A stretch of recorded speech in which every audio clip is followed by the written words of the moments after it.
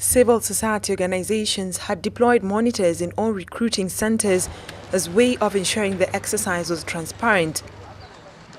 The groups are raising concern that the recruitment exercise was not conducted according to the gazetted National Police Service Commission recruitment and appointment regulations.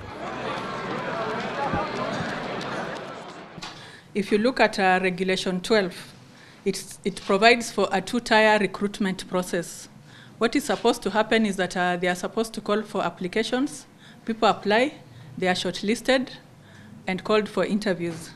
The second interview is supposed to be the physical, aptitude and medical assessment. We know that the efforts of putting in place a two-tier recruitment process was aimed at professionalizing the police service. Monitors have reported that there were allegations of ethnic profiling in some recruitment centers. In Vita, Gilgil National Youth Service and Mwanagaza recruitment centers, police officers publicly announced preferred ethnic communities and the numbers to be recruited from the centers.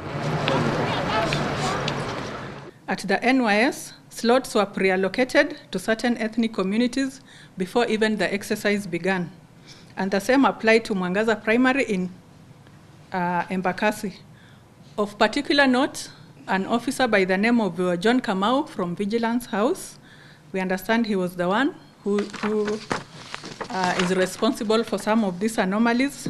Some recruits who took part in last year's exercise were also turned away even after the police commission announced that they were still eligible. In Vita, 18 candidates who had participated in the 2014 exercise were turned away. There are certain stations where they were barred from participating in the exercise.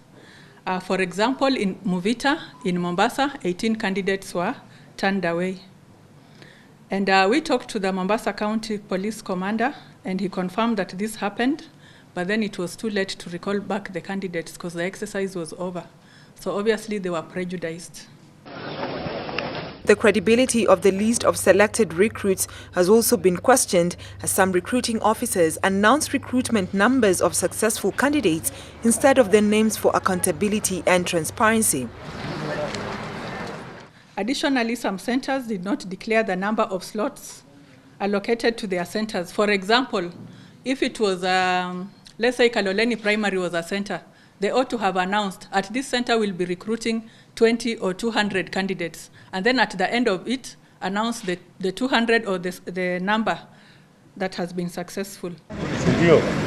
A number of youths were also turned away on grounds that they presented result slips instead of school certificates, while others were asked to pay for medical tests. The Kenya National Commission for Human Rights, the Independent Policing Oversight Authority and FIDA say they will forward the report to the National Police Service Commission for investigations.